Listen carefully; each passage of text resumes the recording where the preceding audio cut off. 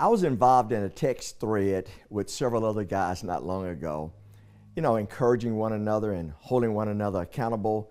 And I believe that we all should have people in our life that would hold us accountable, people that will tell us what we need to hear rather than what we want to hear. But one of the guys in the text chain is a good friend of mine, Chris Gillard. He said this. He said, though it is important that we leave things for our families, our wives, our children, our grandchildren, that's important. But it is not as important that the things that we leave inside of them, not necessarily what you leave for them, but what you leave inside of them. Man, that was powerful. I should never forget, I was sharing with my mother years ago, and I said one of the best gifts, probably the best gift, no, it is the best gift.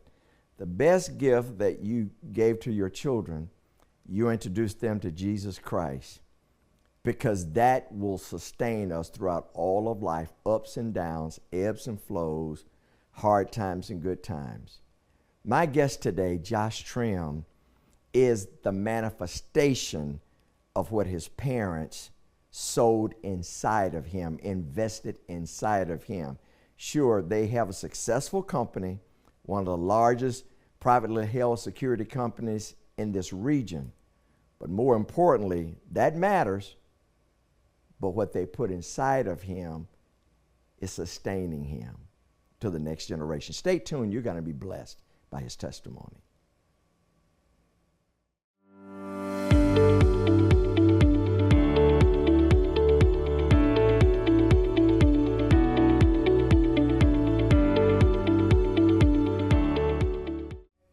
Hey, I'm so delighted that you joined me today. Okay, you're like, Larry, we get it.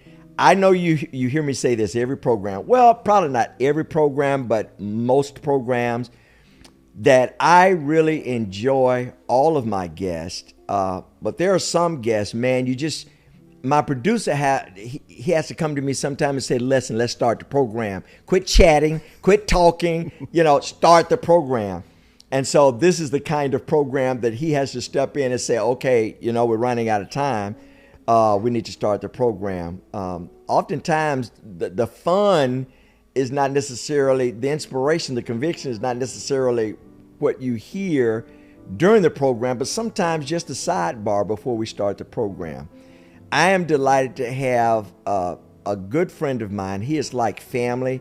A couple of weeks ago, I was blessed to have his mother and his father and his mother on, Ed and Dana Trim. Ed and Dana Trim, they've been on several times before. They're my favorite. They're my best friends, not just my best friends, but Carl as well. We take trips together. We do mission trips together.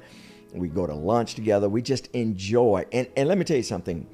It is important. I've learned this lesson. I've learned this valuable lesson about 30 years ago.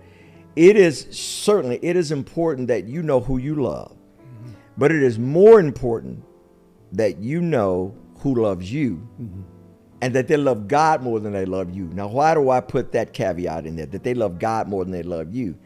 Because if they love God more than they love you, then they will tell you at times things that you need to hear and you may not want to hear. But you know that they're in the foxhole with you, and they got your back. And they're gonna walk the long journey. Well, Ed and Dana Trim, they have been just that kind of friends. They've been those kinds of friends to our family. My guest today, Josh Trim, he is the elder son of, I call him the 2.0. He's the 2.0 of Ed Trim. Ed Trim, man, he is such an incredible friend. Ed and Dana. They're founders of Pennington and Trim Alarm Services, the largest privately held alarm services in the state of Mississippi. I say region. And boy, once this 2.0 gets to it, once he sit in that driver's seat, boy, he's going to take it to the next level. I am delighted to have, he's like a son to me. He's good friends with our children. In fact, our daughter, Dominique, and they went to school together, went to high school together, hung out together, and they're still friends to this day. Josh Trim, man, welcome to the podcast of Defining Moments. It's an man. honor to be here. I felt like I had to go to the Supreme Court to get you here. I'm just kidding. All I had to do was call. That's it. No, it's an honor to be here. Obviously, we see you guys the exact same way. It's not just friends, it's family. Yeah, man. No, it's an honor to be here. I know it took an act of Congress to make it happen. No, I'm just kidding. We both stay quite busy, but Yeah. I'm so glad to be here. It's just like sitting down talking to a friend. So. Yeah, before we started taping, man, we started reminiscing. And when I look at you, like I look at that picture, and I look at you with the beard, I look at you, man. You've always been athletic. You're competitive. Very. Oh my goodness, you get that from your father. Yeah. And your mother. Your mother's just a quiet storm. Your dad is just. She'll let anybody win just to keep the peace. You want to be right? Fine. Yep. That's it. But man, when I look at you and when the Lord blessed us to come into your family's life, man, you were this tall and your voice was still trying to find its place, man. And I see you now. I appreciate it. Josh, I am so proud of you, man. Thank you, man. I've seen you grow. I've seen you grow up. I've seen you deal with scars of life. I've seen you deal with challenges of life. But you're still here. You're still punching. Yeah. You're receiving punches, and you're still growing. But it seems to me that you have found your place. You have found your sweet spot in life. So for those that don't know Josh Trim, you may not know him now, but you just give him a couple more years. He's going to become a household name. His family company is certainly a household name. Pennington and Trim Alarm Services. Man, just tell the people a little about you and your journey. He comes from great parents. Let me say this. Yeah. And that's a hard interruption. No, I know your dad, he's watching this. Your mom is being patient, but your dad is watching this. And your dad is saying, oh my gosh, do I need to come up there and produce the program? He won't ever quit talking. Stay in your lane and I'll stay in my lane. I got this, Ed. But prior to the program, I said in the promo that I did prior to the program, I said I was in a text chain with a text thread with another other guys, and a good friend of mine said, it's important as the father, as the husband, as the priest of your home, to take care of your family and make sure that if the Lord calls you home first, that they're well taken care of. But he said something so important, and I want to make sure I'll paraphrase and get it as best as I can. He said, yes, it is important to know that you are leaving something for your children, for your family, but it is more important that what you leave in them. Yeah. When I look at you, I see that surely, and God don't mind you having stuff. He don't want stuff having you. Yeah. But your family, your mom and your dad, have spent a lot of time from the time you were birthed even to now, investing in you. Oh, no doubt. Investing the Word of God inside of you. Now it is as natural to you as it is running Pennington and Trim. Sure. So when you hear a young man, you can choose to do whatever you want to. You can go be like the prodigal son, take your inheritance and go waste it. But man, you seem to really have your head on. How important was it for you growing up in a Christian household with Ed and Dana Trim being the patriarch and the matriarch? Now I know there were some times of of anxiety. Yeah. We all go through that. Yeah. How important is what I just said? It's crucial. It's extremely important. I mean, obviously there's a lot of pressure that comes along with that. People look at you as, you're this, big Christian, household, and it's very out there. My parents are very much, very outgoing with their faith. And a lot of people don't always love that. A lot of people even criticize us for it, or criticize them for it. And so, I respect them more than they probably know. I tell them as much as I can, because I really do. I admire them. I respect them. I do my best to make them proud. But it can be a challenge. But the bottom line is we all know that as Christians, you're going to get persecuted. You're going to get ridiculed in occasions. And you do the very best you can to, just sidestep that, walk in faith, and turn the other cheek and just pray for those people. And, sometimes but my mom is the best at this. She always says, bless and release, Josh. Sometimes people are going to hate you. They're going to dislike you. They're going to say bad things to you or about you. You can't listen to it. You just have to keep walking your walk, who you are, and don't just talk it, but walk it. And so, my parents, they're just, as you've already mentioned, they're incredible people. They're significant givers. And I don't say that in a braggy way. It's just, you don't say it. I've said it. It blows my mind. They're very philanthropic. Well, it's like right now, my dad's doing this thing for India, and I have to, be mindful of what I say and how I say it, but he does this all the time where he raises money and they do this and they do that. It's like building wells in India they have no water. Supporting Bible colleges. Exactly. It's some of the most incredible things, and the way that he's able to just raise money. He's built that kind of a network of people that know that he stands behind what he does. I don't just admire it. I aspire to be it. My dad, he's a bit of a legend, not just in our industry, but also just in the state of Mississippi. People know him. Yeah, man. We go to a restaurant last night. Went to Amerigo's and celebrate my wife's birthday. Italian restaurant. And we walk in, and the first thing he does is start talking to one of the waiters, saying, "I knew your dad back in." So it's just he everybody knows him, and I'm starting to kind of understand that a bit more. But he's just on a different level. He loves people. He loves people, and it's very genuine. He's very, it's not fake. No. And, oh my goodness! And if he finds out that you love sports, he'll talk to you. He'll talk to you forever. I ran across this picture. You didn't see it. I pulled it up. Sure. I ran across this picture, and every now and then, that's your mom and dad earlier years. And I don't know what you saw in my. I'm kidding. You said that, man. You guys are like twins. Yeah. It's pretty funny. It's pretty earlier years, especially if you see him with a beard. He didn't have it that often, but if you see him with a beard back in those, it's pretty uncanny. Man, so. every now and then when I see a picture like that, and I take a picture of you. Sure. But now your brother Matthew, he's the carbon copy of your mom. Yeah. But Ed Trim, in terms of personality and in terms of just the look, man. Sure. No, it's pretty wild for sure. But how so for those parents that would say, I'm going to let my child find their own way. Sure. Yeah. I'm not going to force religion on them. Yeah. Now, there's a difference in religion and relationship. Absolutely. I'm not going to force it on them. And I think that's kind of dangerous because the Bible says train up a child. You just can't, if you've never been on a journey, you don't know which way to go, then you'll end up anywhere. Sure. Sure.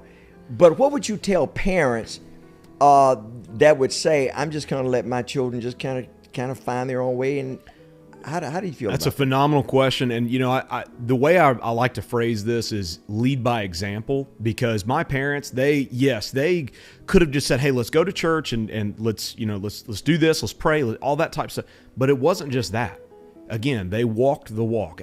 I mean, you don't have to go to church to be a Christian. Now, does it help you? Absolutely. Yeah. You build a network of people that surround you in faith and in prayer, and you have prayer warriors around you, and that is so important for your walk in life. But for a parental role, the way you should always try to attack that, or not really attack it, but just walk that walk, is walk that walk. Lead by example. Be the parent that, is understanding, is there for your kids. I could talk to my mom and even my dad too, but me and my mom had a very different style connection than me and my dad did. Sure. And so if I ever had problems in life, I would just go to her with it. She's been my rock on so many occasions of my life, through the good and the bad. Yeah. And so, it's good to have a parent that you can trust them, you can talk to them about anything. And I'm not just a parent of biological kids, but I'm also now a step parent. And so being able to build a relationship with your kids and your stepkids to where they feel like they can come to you with literally anything is, to me, the most important thing that you can do. And they will see through your actions and through your words and through your wisdom. Oh, that's good. What kind of person you are and what kind of person they potentially want to become. Now, I know I'm not perfect, and no parent is. I try not to ever put my parents on a pedestal, even though I love them to death and respect them, but no parent is perfect. And I know I'm not either.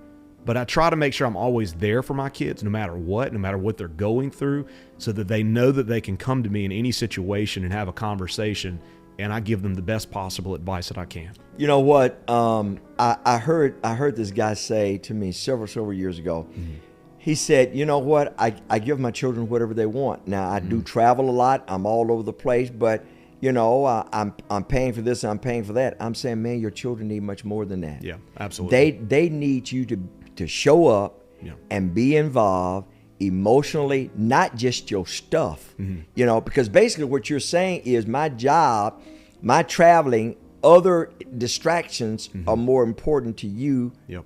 Absolutely. Than time spent. That are more important to me than you. So what do you got to have to say about that? So this is... it has to be a balance. It does. And again, you want your kids to be blessed. You want to give them the things that you couldn't give. My dad's been great about that because he came from a family that that just wasn't the case. And so he's always tried to bless me and my brother Matthew and just in every way that they could. But the bottom line is that there is a big difference between time spent with your family and the materials given from your family. And so I made the decision about 2 years ago to make a complete alteration and change in my life with my kids and my stepkids. And it's the best change I've ever made. Now, it's hurt the pocketbook a little bit, but sometimes you have to make a sacrifice of the money you make so that you can improve the other areas of your life. And the one area I wanted to improve in is building memories with my kids. Oh, wow. You have very little time with your children. Now, I'm starting to realize that now more than ever because my oldest is 15 and then 14 and then 11 and then 8. And so they're growing up. I mean, my oldest, he's playing baseball. He's about to go to college in a couple of years. I know I have very minimal time with him, and then Witten right up underneath him is right behind him. And so I decided I'm not going to do birthday presents anymore. At all, period. There's no presents from me. And the reason why is because I don't do presents, I do birthday trips. And it's one-on-one trips. Wow. So they get a bunch of envelopes. There's different places that I've selected. And I try to do catered places to them. Because my stepson and my biological son, they're very different from each other. So a lot of the places I pick for him are not the same that I pick for him. And how cool. And it's not just places, it's also experiences. So, for example, my son is real big on F1, Witten is. He loves F1, racing and all those type things. And so this upcoming year, we're going to go, he picked out all of his cards and for his birthday, and then we're going to go to Las Vegas and go to the F1 arcade. Now, when you say we, like you and him, just me and or him. You and him and me.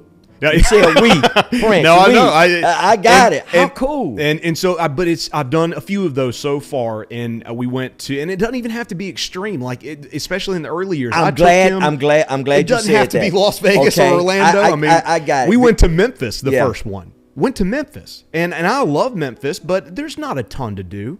But he still to this day talks about that trip simply because of the memories that were made. We went to Topgolf. We went to Dave & Buster's. We went to go eat some phenomenal barbecue at 2 different places. I took them down Beale Street, things of that nature, and we just spent time together. And I'm telling you, as a child, most of the time, that's all they crave is just time with you. I just had a conversation with my dad this week because I went to ISC West in Las Vegas for a convention. Sure. And he used to go to that with me every year. And it was some of the best memories of my life, in my work life, is going on trips like that with him. He sent me a picture because he didn't get to come with me this year. And he sent me a picture when we went to Georgia to go to a Masters practice round. And we just talked about the memories from that trip. And it's like you get older in life and you crave those times back because it's very hard to get them again. I mean, think about how much time you spent with your kids back when they were still that age and how much time you get to do that now. It's not the same. And so it took me a lot longer than I would like to realize that, but I have come to that realization about 2 years ago, and I made that change. And yes, I'm spending more money, but I got to be honest, some of these trips, man, they have just been utterly priceless. So for the parent that you're helping to recalibrate their heart and their focus. Sure. What advice would you give them looking at that? Honestly, I would say the most important thing is that materials, they come and go. The video games, the makeup, the jewelry, the toys, all those things, they may play with them or use them for a short period of time. But the memories that you can make, the pictures and videos that you keep on your phone, the things that you'll get to relive in your mind over and over again, those don't get to come back via, materials. They come back because they're in your mind. And so, and it's not just for you, it's for them too. And I understand, expenses and we live in a very inflated world right now, so it can be very challenging. But the bottom line is it could be a simple, we're not going to do presents. I'm just going to take you out, just me and you. We're going to go to dinner. We're going to get ice cream. I'm going to surprise you with one thing that you didn't expect coming, something like that. And take pictures, take videos, live it up, because those memories, they just... they go way too fast. I mean, you see that guy right there. It's hard to even recognize him, but I mean, that was basically 3 decades ago. So when I saw that picture, man, I went on a scavenger hunt to find some of these pictures. I'm enjoying seeing some of them. Let me tell you what I see. Sure. I see love. Yeah. I see family. I see happiness, and I see togetherness. Mm-hmm. A lot of families, they don't have that experience. Yeah. That's not my focus. What I'm focused on is you have to be intentional. Absolutely. You have to show up. Yeah. You can't throw money at people. Yeah. You can't throw stuff at people. Mm-hmm. You say, well, you know what? I messed up. Okay, we got time to get it right. Don't keep messing up. Yeah. It's, again, guys, it's one of those things where you have 18 years. That's pretty much it. Yeah, you may get to do a few things. I mean, I do, because I work with my family, I get that added bonus of getting to see them way more than most kids still get to see their parents in their adulthood lives. And I love that. Yeah. Yes. Did we butt heads at the beginning and things like, yes. But the bottom line is that we work and so incredibly well together right now. I love, just going to dinner last night. It's just some of the simple things. I value my time with my parents. Me and my brother, we started doing some connection stuff here lately just because he lives in a completely different state in Colorado. Across the country. Yeah, so I don't get to see him nearly as much as I like. I would have loved if he could have found some kind of way to stay involved with the company. We used to go on a few of the trips together that I just mentioned, to ISC West and Partner Summit and things like that, and that's some of the best memories that I've ever had with him as well, other than, of course, family trips.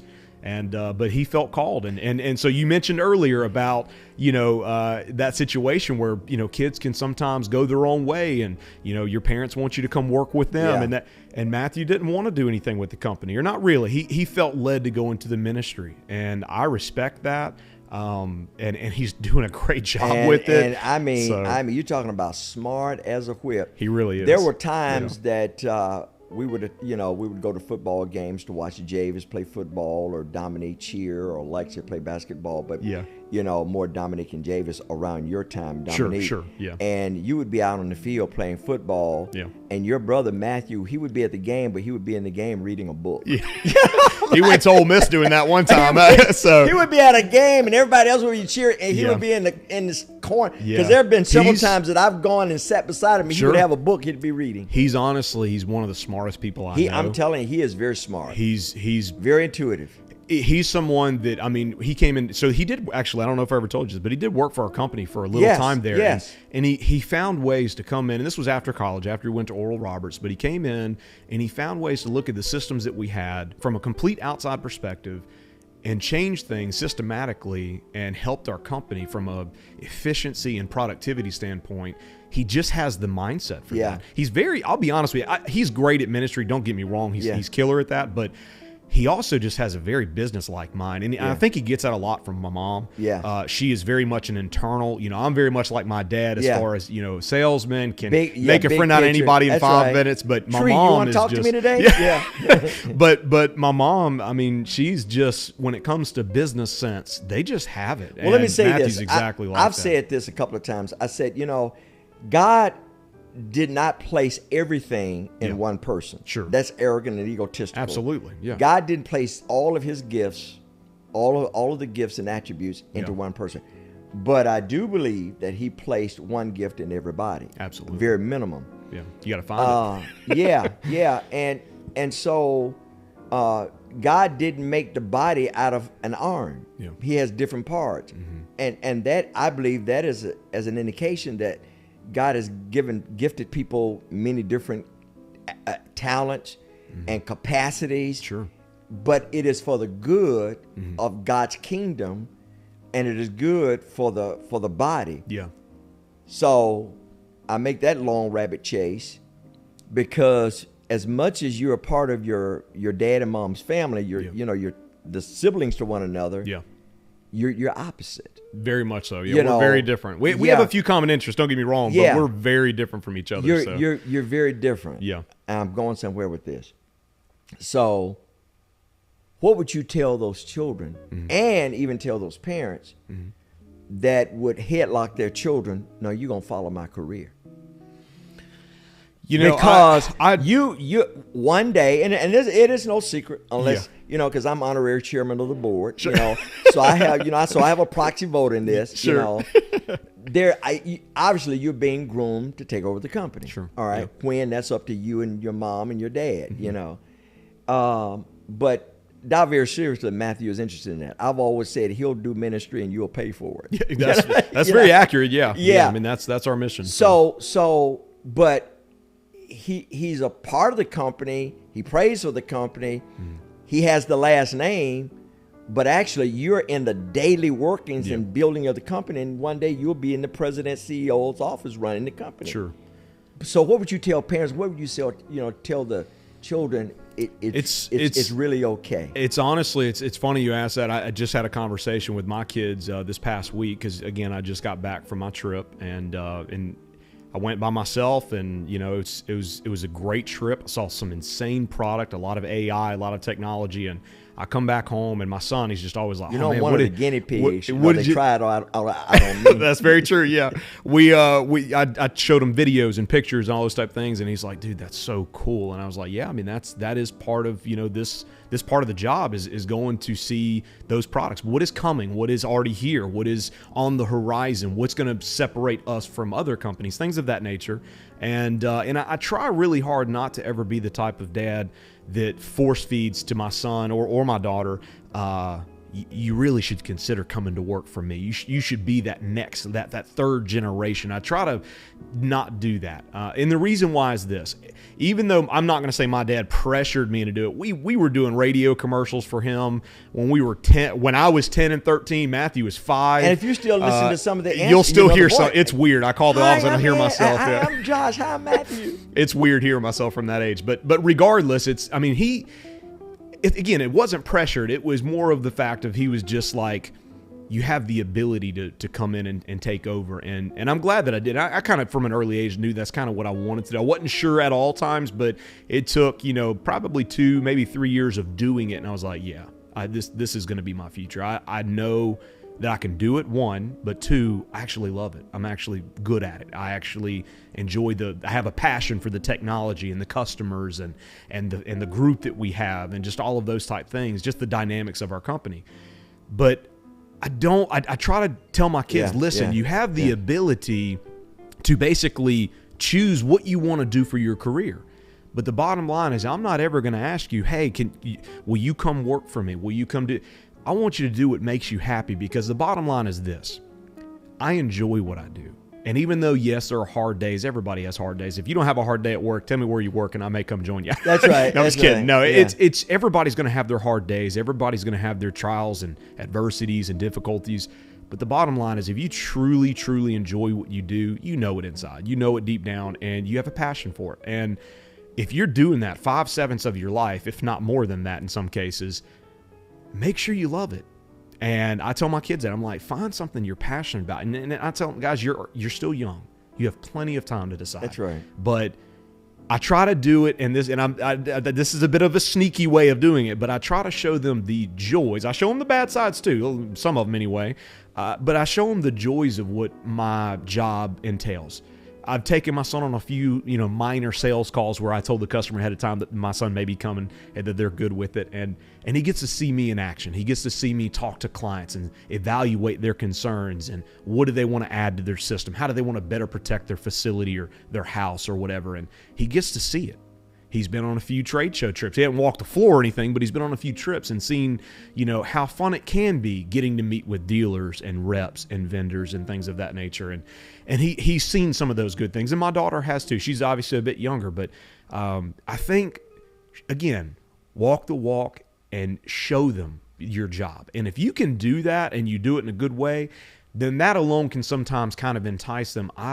I want to do what he does. He loves his job. He's happy with what he does. He comes home and, yeah, he may have a hard day here and there, but he's still passionate about what he does, and he wants to go do it again the next day. A couple of questions. Sure. Number one, I know that just through tradition, every parent wants their child, I would assume, I want you to graduate high school, I want you to go to college, I want you to get a degree, and I want you to start a job. Yeah.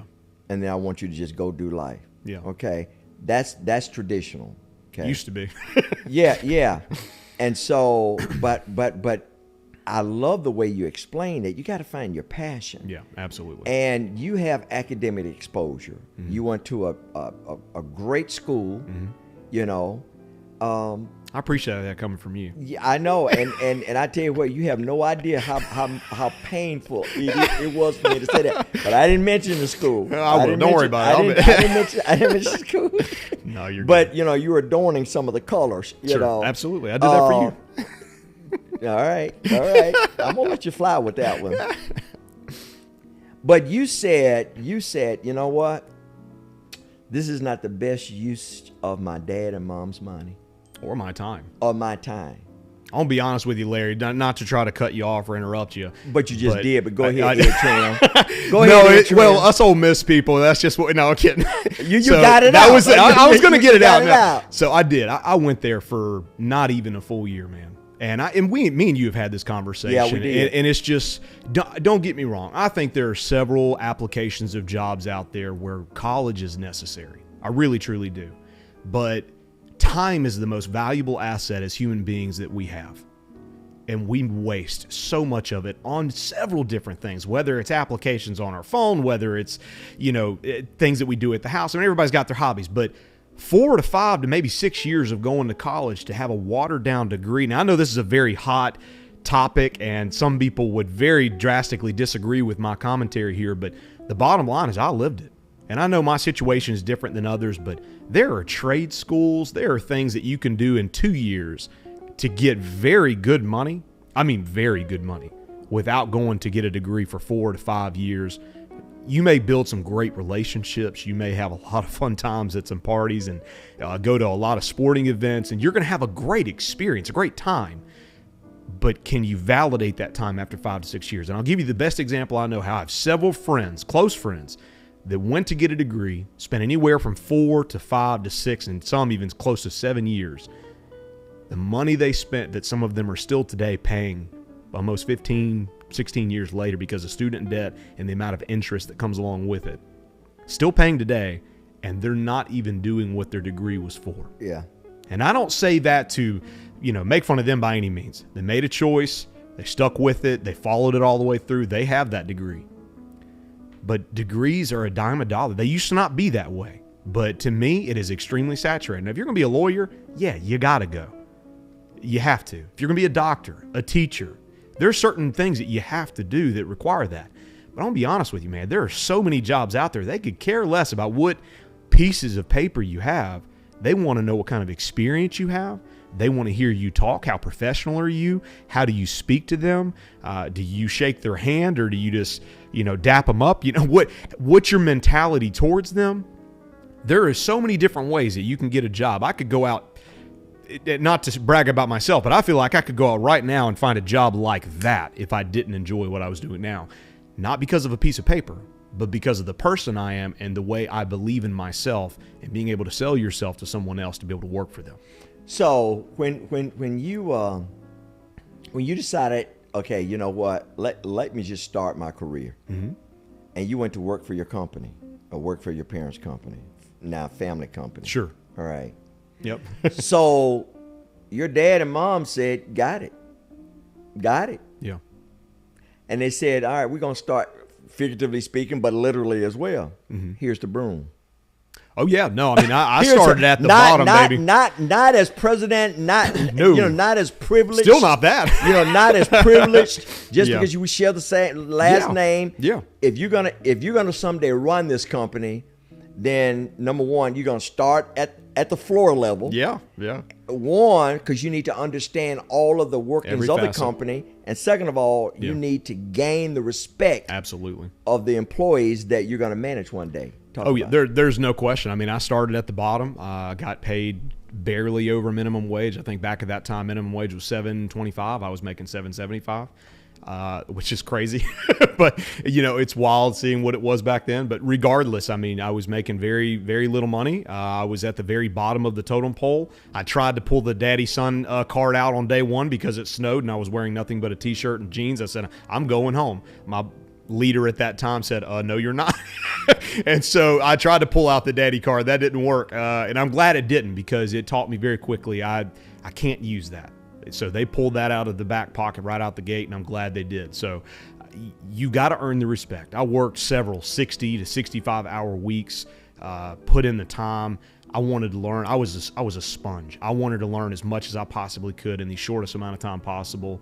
And within almost 3 years, I was leading camera projects, 64 to 70-something cameras on large churches, schools. We did some stuff for a school district out in the Byram area, in the Hinds County area. And I remember that was the largest system I'd ever done. And I had to lead the entire thing and worked from 7 a.m. to 7 p.m. and led, 4 to 5 different guys and ran wires all throughout that school and leading a team and doing it at the age of 22. And still, even at that time, not having loads of respect. And I was the one that stayed after everyone else had already left. In fact, it probably gave you what for and grief, because it did, because you were the absolutely son of the owners, and they just wanted to rub your head in it. It takes time. As a young person, you have to earn respect. But when you're the young person of the son of the company that owns it, even worse. And so I had the double whammy, and it was difficult. Don't get me wrong. It had its challenges, and on occasion sometimes still does. That's very rare these days. I've been doing it for over close to 18 years now, and could you go home and moan and groan? I that's the thing, is I really don't have to. That's the best part of my job. I'm saying then. Could you? Oh, after hours, you're going to church together, going to dinner together, like dad, mom, Yeah, no, they were very understanding, and my mom, again, she was my rock. I would tell dad, but dad would be like the type of like, you're okay, you'll get over it, you're fine, rub some dirt on, that type of thing. And my mom would be like, well, son, listen, this is the way you need to handle this. And she was right 99.9% of the time. And I mean, she always knew the way to. She's amazing. People just don't even know. Yeah. But I tease her all the time and say, I'm waiting for your book.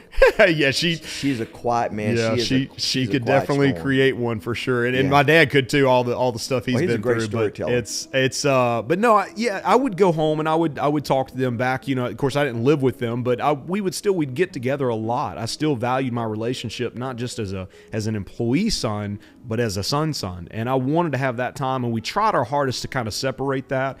It is very difficult to do when you work together. I mean, we just last night, my mom said let's not talk about work, and I was like, thank you. Yeah. So, we've gotten better about that, but the bottom line is that you have to grow into that and learn that, and it takes time to get it. Hard pivot. Yeah. So you grow up in a Christian environment. Mm-hmm. You have bruises and bumps, mm-hmm. and the winds of life hit you. Yeah. Real hard. What do you do when things are going well? What do you do when you're raised in the home of a godly man and a godly woman? They're philanthropic to the church, sure, to the world, mm-hmm. And all of a sudden life happens. You get hit. Yeah. How life it does not protect you. Your Christianity doesn't protect you. No, definitely not. From the bat, does it? Sometimes it attacks you even worse. The devil comes after those that have joy. I mean, that's his whole deal. He is the thief of joy. He wants to come and kill and steal and destroy. That's literally what the devil does. And sometimes you go through phases in life, and don't get me wrong, no one's perfect. No Christian is perfect. I definitely, am not a perfect man, and I definitely have made my mistakes over time. But even sometimes when you look at yourself in the mirror and you say, what could I have done differently in life? Sometimes you need those reflection moments. And, several years ago, I went through a not so fun divorce, and it really breaks you down as a man, as a human being, no matter which side of the aisle you're on for that. And it's very difficult, especially when kids are involved. And I'm very, very grateful that now I can say we have a phenomenal relationship of co-parenting. We're able to talk to each other with ease. There's no hatred. There's no animosity. There's just love for our kids and taking care of them to the best of our abilities. And, that's not an easy process for people to have to go through. But what got me through that time several years ago was having an inner circle that truly was there for me, being able to pray for me. Again, I told you earlier, having those prayer warriors, being involved in a church that is truly there for you through the thick and the thin, having, parents that are there for you. Even some of my friends and people that I worked with at the time. I mean, it was an outpouring of support and love. And if you don't have that, I got to be honest, I don't know that I would be the same person I am right now going through all of it. But having that support group makes every bit of the difference in the world. So for those that are going through a hard season, whatever it is, that hard season, because hard seasons are real. Absolutely. Whatever that is. For those that are really going through hard seasons, they feel ostracized, they feel intimidated, they feel worthless. Yeah. Either they caused pain or they're the victim of pain, and they just feel like, how did I get here? I'm either the cause of it, or people are venting that pain on me or victimizing me. But they just feel worthless or feel like giving up, throwing their hands up and just saying, I'm going to call it today. How would you encourage them based upon your hard seasons? Yeah, I mean, there were, again, 3 things that I think really changed my mindset. I mean, you go through a state of depression, hardcore self-reflection of what is wrong with me, what could I have done differently. You have to be careful what you turn to. Because there are several things that you think, this will help me in my time of need, this will help me in my time of despair. Some of those things will do nothing but hurt you and put your mindset in an even worse place than it was already in before. So good Christian music, that was, there's several bands that I could recommend, but bottom line is that I turned to music. That was the first thing. You have to have friends that truly have your best interest at heart. And don't get me wrong, there's a lot of friends that you can have, but very few of them sometimes have your absolute best interest at heart. And so you have to be very selective and very mindful of who you're talking to, what you're saying to them, and who you can truly trust.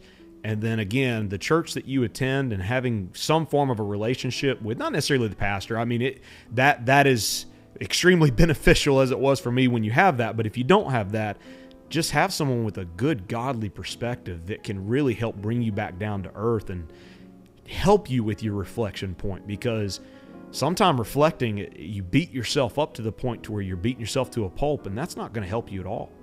So finding outlets that can help get you back to the state that you're in. And another thing that I did was, as we talked about earlier, is I went to the gym. There's a lot of ways you can release some of that stress and pressure and frustration and maybe even borderline anger and sadness.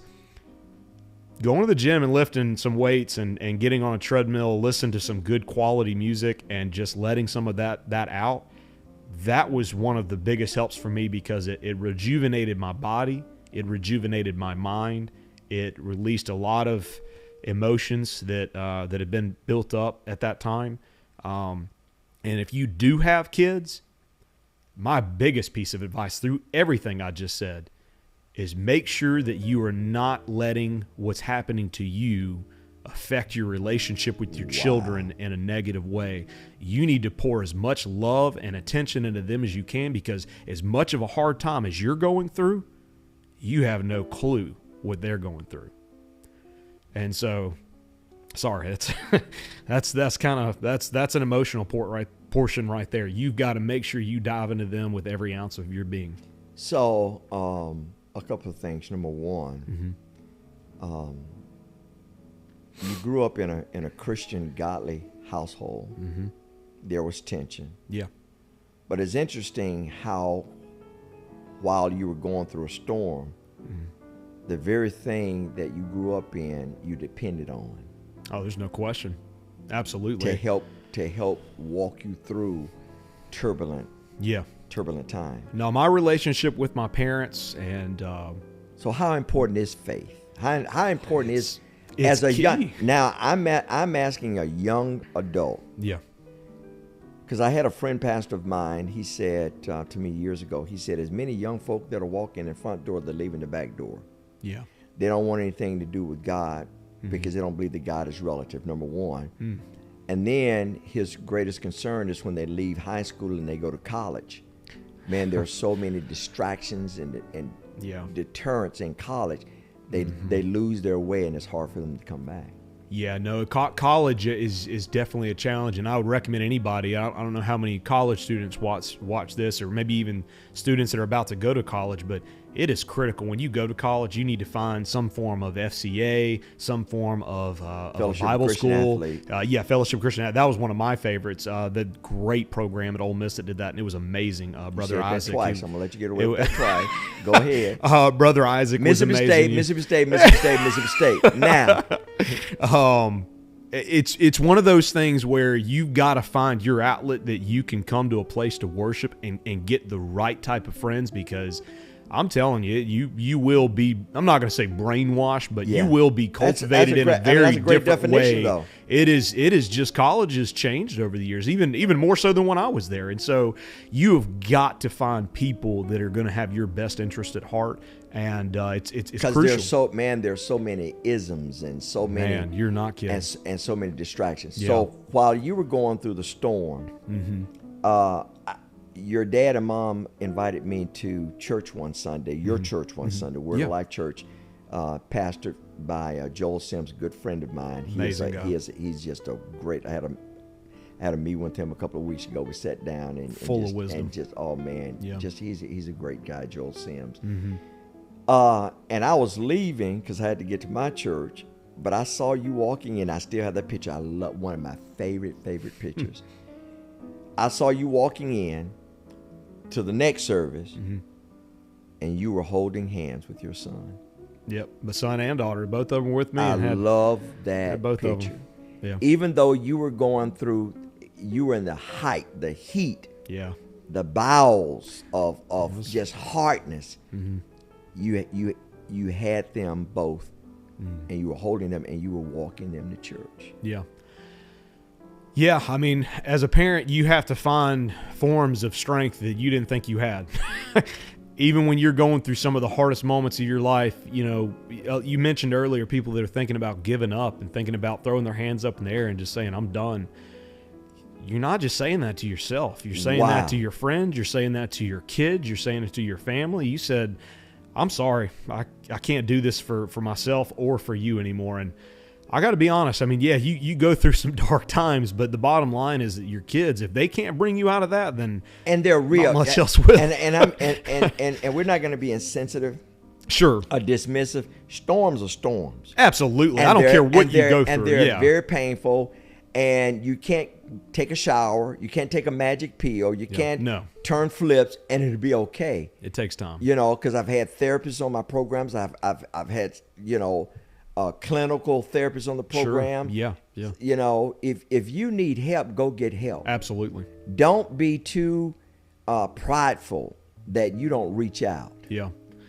Yeah, no, and that was one of my biggest problems. I tried to go see a therapist, and no discredit to her whatsoever. She was great, but it was hard from what I was going through at the time to find someone I could really trust. Yeah. And so sometimes you tend to turn to those that you can, and that's why I have such a very deep love and respect for my mother, because I mean, she helped me. She was my therapist, basically. And I hated it to a degree because I knew I was unloading so much on her from, the mistakes that I had made and just not being the perfect person. But at the same time, telling her, things that I just wish I would have done differently and better and vice versa, on all of that. And, and you try not to blame yourself too much. You try to point fingers and say, well, she did this or he did this. And that's the wrong mentality to have. You just need to self-reflect and fix what you can fix. Fix yourself. Don't worry about the other person. Because if you try to look at what they're doing wrong and the mistakes that they made, that leads down a very, very dark corridor that you don't need to head down, because it will put you in a situation where it's hard to get back. It's hard to co-parent. It's hard to have a relationship with that person ever again, because you will need to. your kids, as young or as old as they may be, they're going to be in your lives forever, which means that the other parent on the other side of that will also be in their lives forever. And if you have a terrible relationship with them, it's just going to make that whole situation that much harder. So the other kind of side piece to that is you have to find a way to forgive. It's obviously forgetting is a different story. You're not going to forget what they did. That's not going to happen. But forgiveness has to come, and has to come as quickly as possible so that you can move on and you can be the best parent and they can be the best parent and you can co-parent together. Because if you can't, your kids will be the ones that deal with the negative. Exactly. And they shouldn't have to do that. And it becomes generational. It becomes transient. Yeah. So, and I've said this many times on this program, and Carla and I, we do a lot of couples conference. We speak at a lot of couples conference. And I said I went through a period of our marriage, and I'm like, God, you need to change. You need to change her, and you need to do this, and you need to do this. And I'm telling you, Josh, and I've told you this, so this is no secret to you. Yeah. I went to get on my bandwagon again, on my soapbox again, and tell God, you need to change her, God. And it's almost like God held his hand up and said, stop. Yeah. Stop. I tell you what, rather than you telling me how I need to change her, why don't you tell me how I need to change you? Yep, absolutely. Rather than you sicking me on her, then why don't you sick me on you? Yeah. Well, that's what I said before. By the way, you know that's not only your wife, you know, and I said this a couple of weeks ago, I said this last week, and I said this when I was teaching Bible class last week. I said, God said, oh, by the way, you know before she was your wife, and she still is, you know she's my daughter. Yeah, exactly. You know you're talking about my daughter, don't you? Yep. Yeah. I'm like, okay. Yeah. And I've never sicked God on my wife ever again. Well, it's funny. But I've sicked him on me. It's funny you say that because me and my current wife, we joke with each other about not necessarily our flaws, but just like, oh, you could do this better, that type of thing. And she's my current wife. She was in special education for almost 12 years, a little over 2. I think it was actually 13. Now she's doing general education for first grade. And but I just hearing the stories of what she had to deal with and what she went through, the amount of patience that you have to be in that format of career is mind-boggling to me. And so I respect her to a completely different level. But it's funny, as I said before, no spouse is perfect. We all have our individual flaws, our hobbies that you may not like, your habits that you may not like. I messed with her the other day, about leaving hangers, inside of all these clothes. And I have to, anytime it's time to hang something up, you have to go and pull the hanger out. And it's like a search for all the missing hangers. and it's like you say it in a passive, I call it a passive aggressive way of like, man, I wonder where all the hangers went, that type of thing. And you mess with each other, and it's funny. And she'll do the same with me on some of my type things of, the dishes or whatever the case may be. But you just have to learn to, and I've learned this obviously when you go through one marriage and see all of your failures and your faults and what could I have done differently in your point of reflection, you really try hard in your next marriage to carry those things forward and learn from them. Make sure you're not making those same mistakes, but more importantly, try to be the best spouse you can be for that marriage. And so with that being said, you go through all this reflection time of, hey, what can I do differently? And you're very intentional. And that's the one word that if I had any advice for current marriages that you are in whatsoever, because I'm sure there are several people out there that have gone through what I went through and are on another marriage or getting ready to potentially step into another marriage. You need to make sure you bring this one word into that marriage: intentional. You need to be intentional about gifts, little happies. It doesn't have to be much. It's just something. Learn what their love languages are, whether that's quality time, whether it's acts of service, whether it's, being cuddly, whatever the case may be. You need to figure out what is there. Exactly. And perfect. You need to be intentional about every move that you make. And I'm not saying do it in a manipulative way. I'm not saying that. Sure. I'm saying but to be intentional. To be intentional be sensitive. And to show love towards that person so that they see it. My wife, she loves receiving gifts. She loves, going on trips together, things like that. And so I really try to put an emphasis on doing those type things. And, there are sacrifices that come along with those things, but you have to learn your spouse, learn what makes them tick, learn what makes them see that love. Has worth comes sacrifice. Absolutely. And in fact, I'm glad you said that because Kyle Reno senior pastor of Cross Gates, he talks about sacrifice. Absolutely. He talks about being intentional. You're going to be blessed by his message today. Stay tuned. We'll be right back with my friend Josh Trim.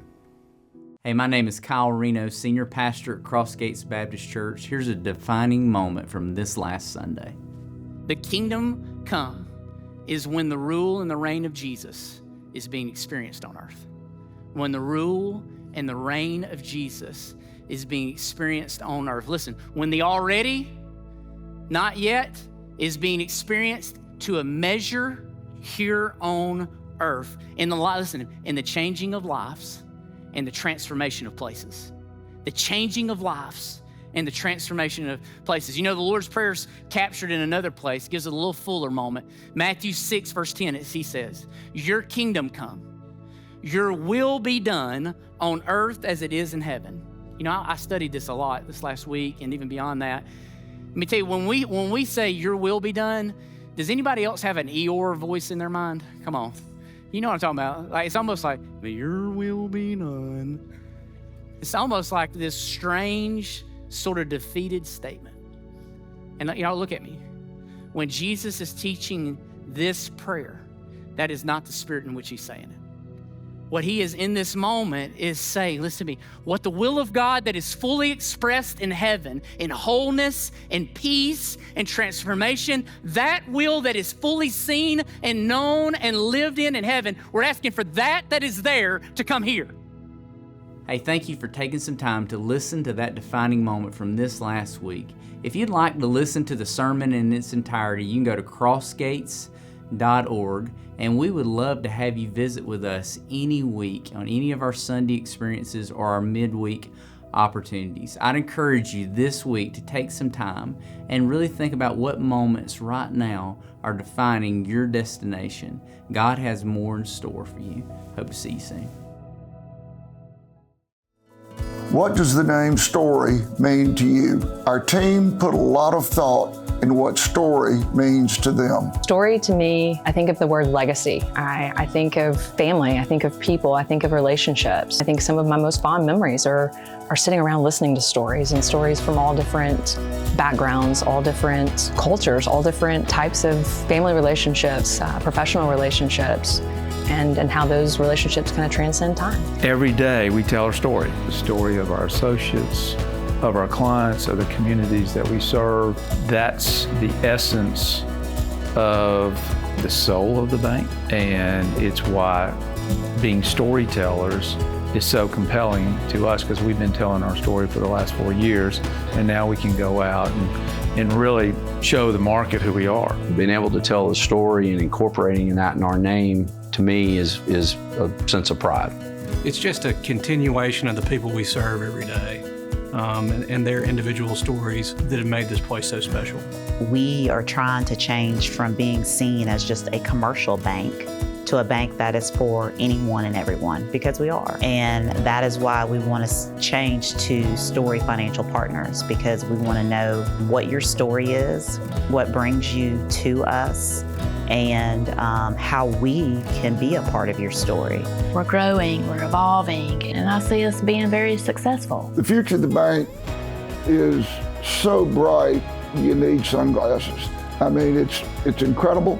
Our future is like it is now, continues to be bright and growing, and will always go upward. I am very excited. I see it as reading a suspenseful novel based on a true story, of course, because we've had a wonderful beginning, and where we're headed here is a to-be-continued experience. I'm excited because we should never put a period there. We should always put a comma, because there are greater things to happen with our story. To be continued.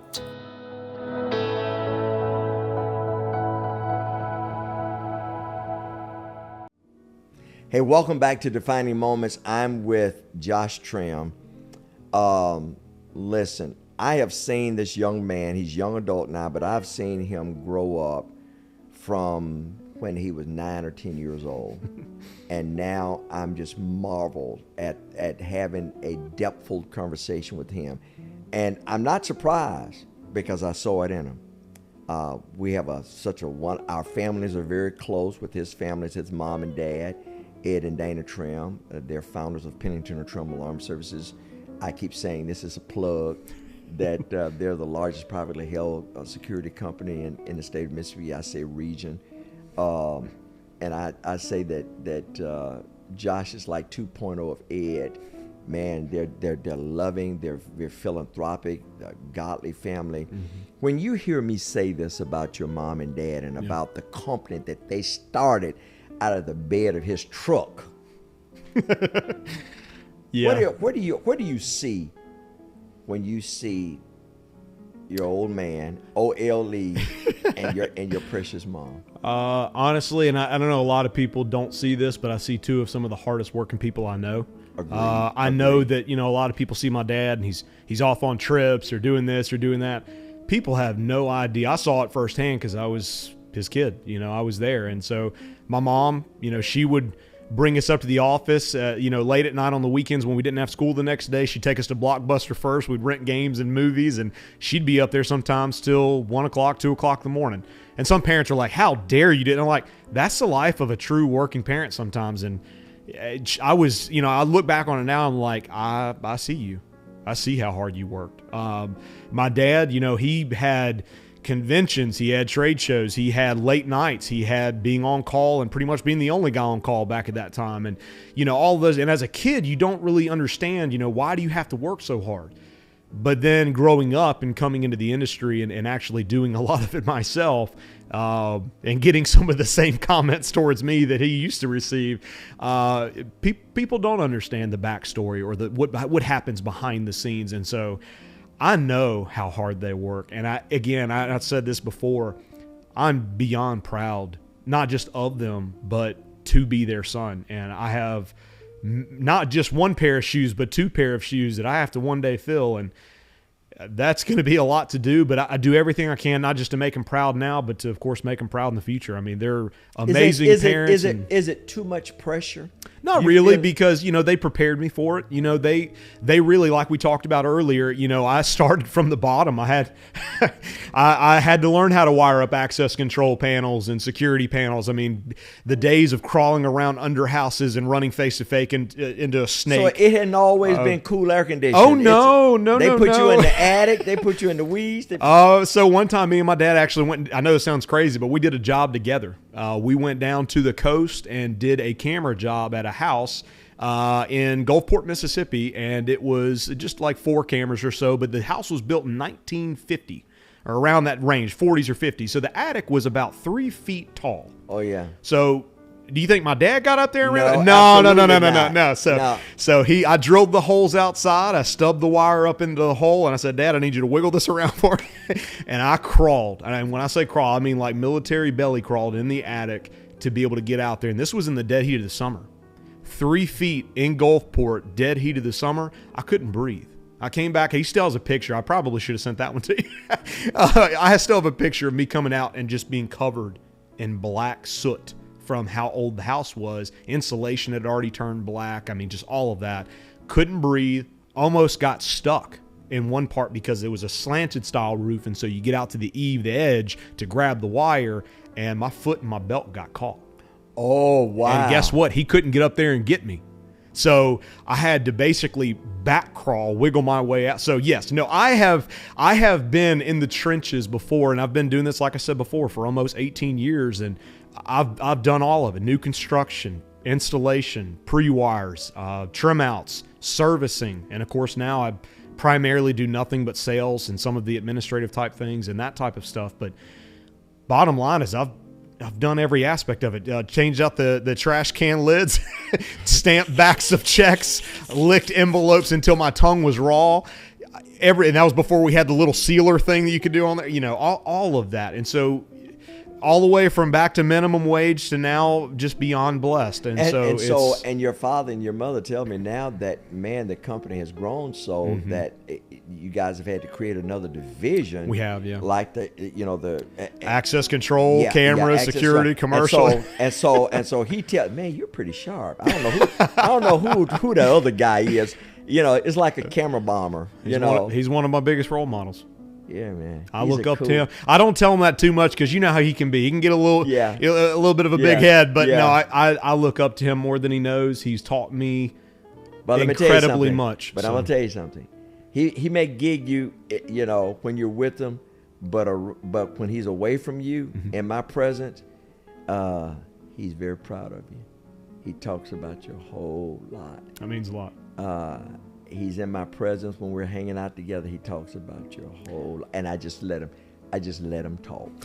You know, how important is it for you to hear from your father? Oof. For those who may not have had a father, or the father's gone to heaven, or you didn't have that privilege, how important is it as a father, as a son, to hear from your father? I'm proud of you. I love you. No, it's huge. I'm going to really try hard not to get too emotional with all of this because me and my dad have a very unique relationship. But no, it's critical. I mean, you want to hear from your dad, specifically your dad, if you're a son, how proud they are of you. You know, how far you've come. I want to mess you up here. No, I knew this was gonna miss it because this is the generation right here, man. Yep. So that's my son Witten, and this is the legacy. That was back when he was probably about 6 years, maybe 7 years old. But now he's 14, and it's amazing how time flies like that. But it's just, what do you see? 3 generations potentially of P&T. I love that. But like I said before, I try really hard not to, pressure Witten or anything like that to, that he has to do that. I'd love to see it. But at the same time, I want to make sure he does what he wants to do and what his heart, desires. But no, back to answer your question, the bottom line is that I've learned because of that, what you just said, I try hard to make sure I tell my son, dude, I'm so proud of you. Even my stepson, I've only known him for almost 4 or 5 years now, and I tell him all the time, like, dude, I'm so proud of you. How far you've come. He got bumped up to varsity just this past week for the baseball team at Brandon, and just getting to watch him do what he loves and being exceptionally good at it. He makes me look like a joke in baseball back when I was his age.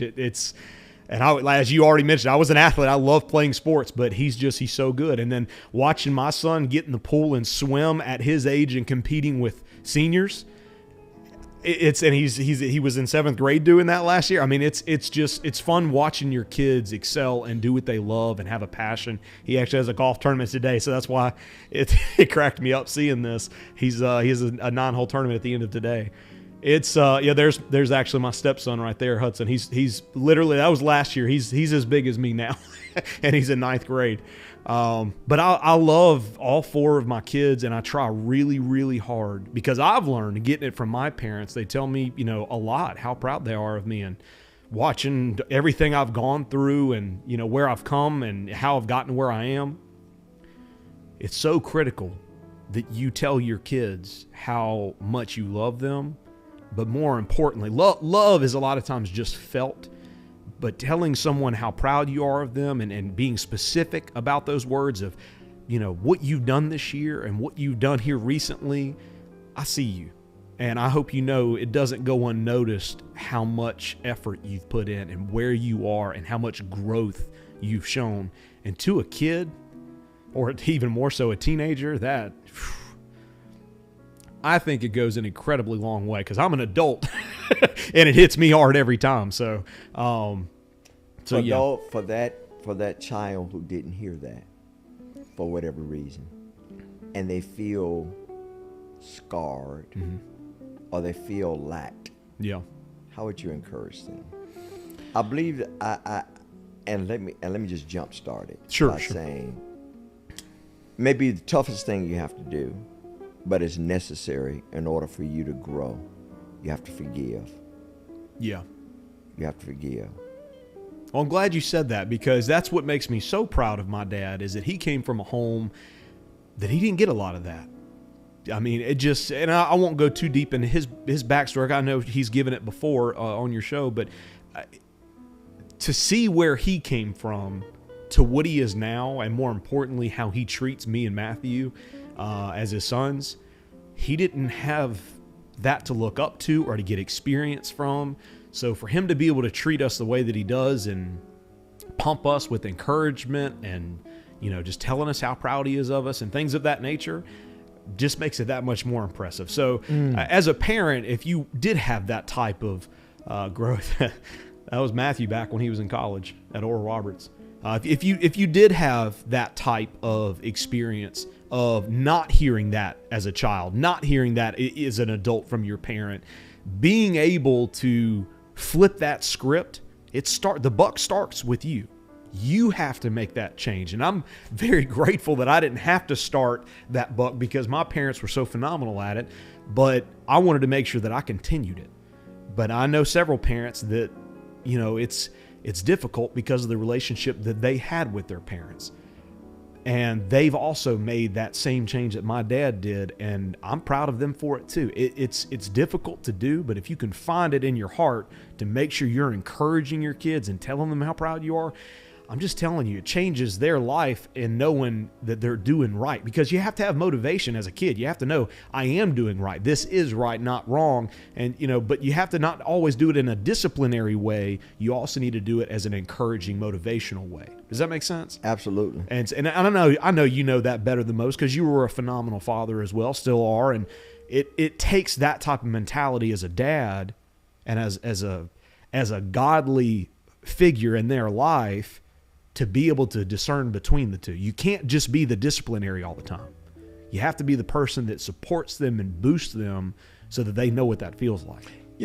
We spent a great deal of time on this program, and we asked the Lord to sit with us and guide us in our thoughts. Absolutely. We've spent not because we were intending to do it. Sure.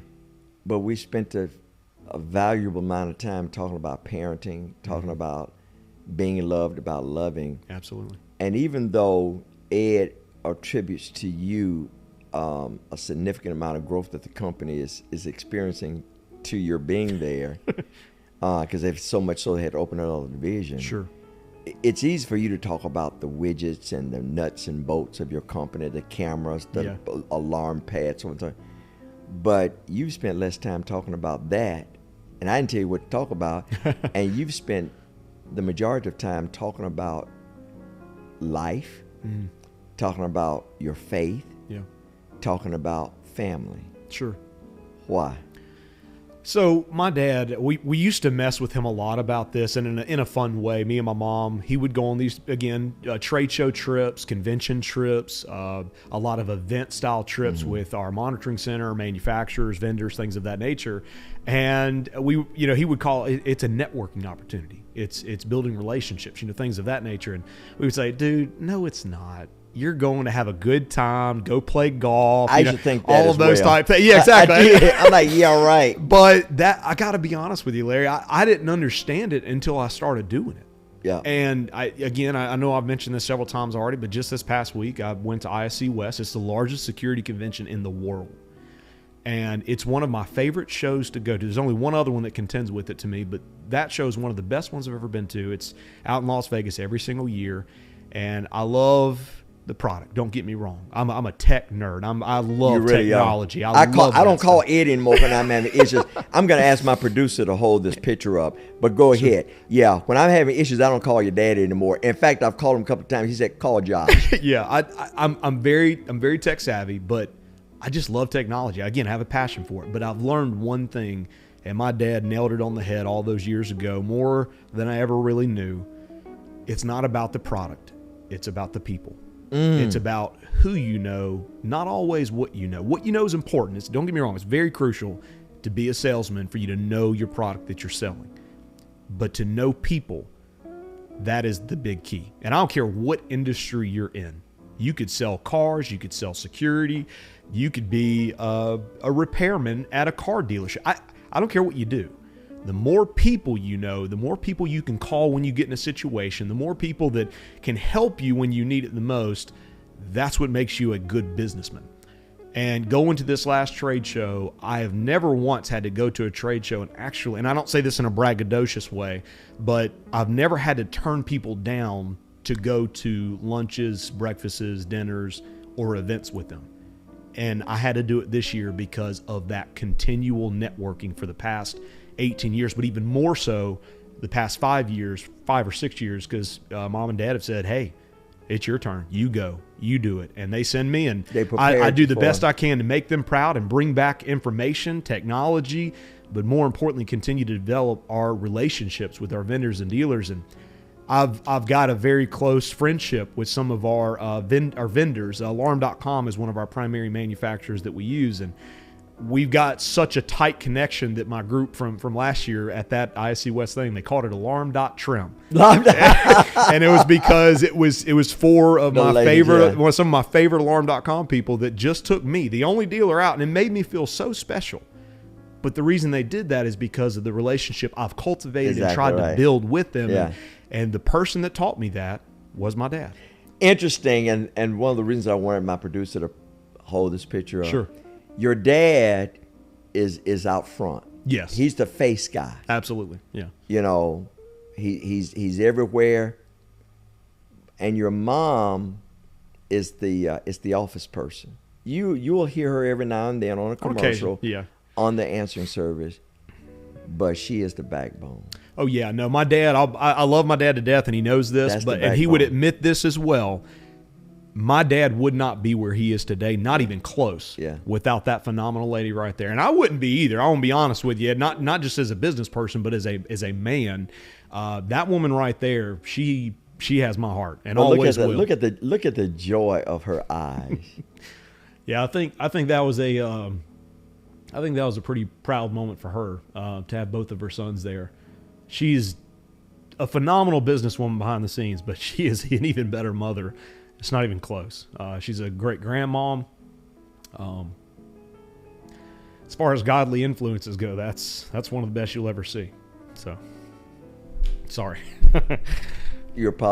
No need to apologize. Yeah, because she's a special woman. Carla and I, we feel the same way. She is absolutely incredible. God knew who your father needed. Yeah. and you have no earthly idea. He actually just got injured recently, and last night we were going to dinner, and his injury started to kind of bleed just a little bit last night. And my mom's outside bandaging him up, being Nurse Dana, Nurse Nana as we call her. And he texted me about that, and he told me she's Nurse Dana. She fits every possible role that is ever thrown at her. She doesn't. I've never really ever heard Thank you, Devontae. Said no. Yeah. So no, she's and behind the scenes she does so much it's not even funny. It's again, I got to grow up watching it, and so a lot of people have no clue what all she does. They think she just sends encouraging emails or sends out emails about Lord time off bless and all. You. Exactly. She's everything but and some of the guys even kind of not make fun of her, but mess with her about it. But she does so much that no one has a clue what all she does. And so I tell her all the time, I'm like, Mom, you do know that like if Dad retires or something, you can't, right? Because I don't know. She does so much that people just have no clue. And she has done a great job of delegating a lot of things. And we have and I'll take this moment to our staff is unbelievable. We, as a company, we could not have grown to the depths that we have and be as big as we are and as successful as we are without the staff that we have. I agree. Phenomenal staff. I'm just so blown away and grateful for them. And I got to tell you, I've been riding with you guys a long time. Yeah.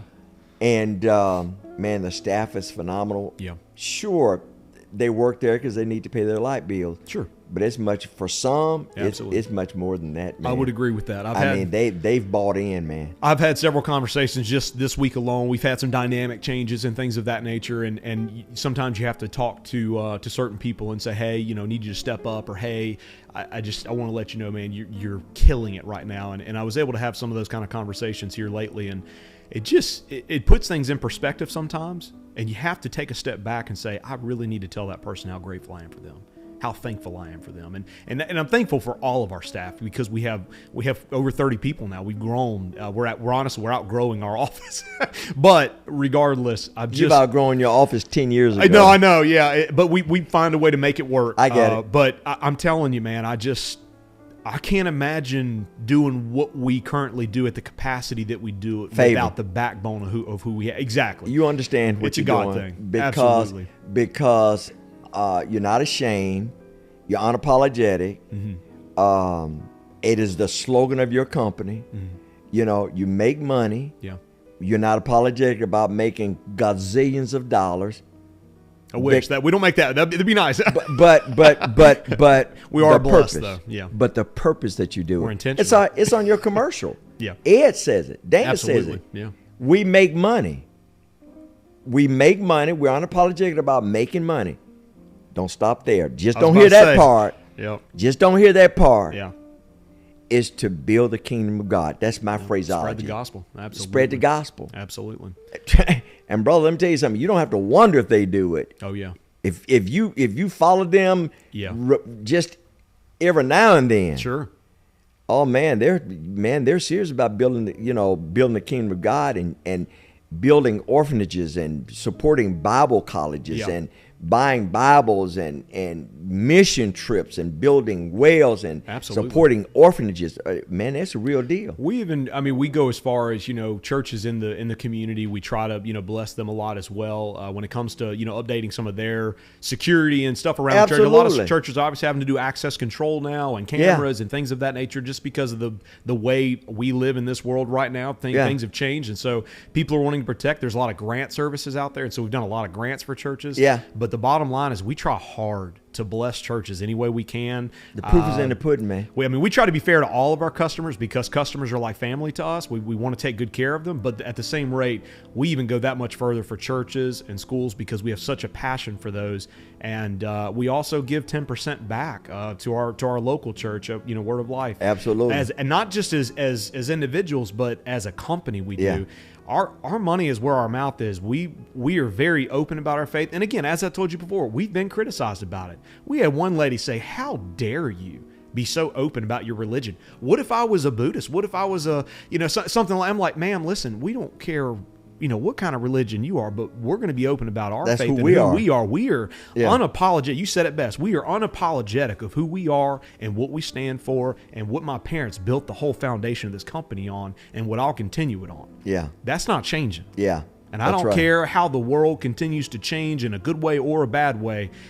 Pennington and Trim Alarms will always be what it's based on right now. I've told your parents, and you'll get a giggle out of this. In fact, I've even said it in front of you. I said, if God decided to take your mom and dad, if God decided to take your mom and dad to heaven before He returns, I've promised them to remain honorary chairman of the boards, and I'll make sure I keep you in line. Ed giggled at me last time I said that. He said, "Man, I'm glad you said as long as you remember honorary." Yeah, no, but it's funny you say that because I do have several people that I have been very invested, not just from a prayer standpoint, but from just like you said earlier, Josh, I'm proud of you, that type thing. Yeah. And I've got several people in my life that have mentioned, they've seen that growth and that Absolutely. maturity, and even people that I've worked I with, see and it, we've man. got a few people. See One of them, David, and maybe Yeah, Shelley. absolutely. They and Darlene, they've been with me. They've been with me from almost the very beginning, and watching me go from a 19-year-old, teenager that's learning the industry to go into that to now someone father. that has to be a dad to 4 and a happily married man, and someone that has to balance trying to grow a company with having a family life. It's a challenge, but man, I got to tell you, I wouldn't have it any other way. But you're showing up. I'm trying to every way I possibly can. You're showing up. You have to have a good balance, and it's a challenge. And if you think it's not a challenge, I need you to tell me your secret. Yeah, But it is a challenge. But you have to know what your priorities are. You have to be there as much as you possibly can be for your kids, because again, there's going to come a day and a time where they're going to have their own families. And then I become a granddad, which I'm hoping I'm a long ways from that. But I'm trying to soak in the moments as they are right now. Well, and you want to help give them a roadmap. Absolutely. What you're doing now is helping guide them. Yeah. So that when they hit that hard season, rather than panicking, you'll hope that they go to God and sit quietly and say, "Now let me utilize the lessons that I've been taught." Yeah. to guide me through this. Well, I truly hope I can be the type of parent that my parents were for me in that scenario too, because that. Well, it's quite a wonderful thing to say. I'm telling you, man, your parents, and I don't know, a lot of people can say that, you know, their parents aren't with them anymore. And I truly, I can't imagine that situation. So I feel for those people, but I am so beyond blessed and grateful that mine were there for me. And as I mentioned before, my staff was there for me, because I'm telling you, man, we're going through that time. It was tough, but I had such a phenomenal circle of people and support group, because they brought me out of it, man. And I'm just grateful to be where I am now with that family. Well, I'm going to tell you, we only have a couple of seconds left remaining. Sure. I want to let you know that I see you and I'm proud of you. Appreciate that. I've watched you. I've prayed for you. We've talked together. And I've watched your journey. And I'm so proud. That means a lot. I'm so proud of Josh Trim and the contribution that you're making. Not just to the widgets, not just to the bottom line, not to the black and the white. Sure. But the contribution that you're making to the kingdom of God. Amen. I appreciate you being here, man. Thanks for having me. Absolutely. I appreciate you joining us today. I knew this would be an incredibly fun program. Josh is one of my favorite people in the whole world, young people. He grew up with my daughter, went to school together, and more than just friends, we're very close family members. And so I want you to take this away. And I don't want to be flippant with it, but I want to make a point by saying it this harsh and hard. If it doesn't kill you, what doesn't kill you makes you stronger. And that means that oftentimes the Lord allow you, or sometimes even cause you, to be pruned, to be refined, to be buffed on, to bring more fruit, to manifest more fruit. There's no greater fan that you can have other than God. He's not the Wizard of Oz with some club behind the scenes that if you mess up, he wants to club you. But his desire for you to go through hard seasons is to get more fruit out of you, for you to become less attached to the world and more focused on him. I appreciate you, and our only goal here, our only mission is that you're inspired, you're encouraged, that you're even challenged to embrace your divine purpose and live it with the spirit of excellence, that you know that there's hope for life. I'll see you next time. Be good to yourself and be good to others. I'll see you next time on Defining Moments.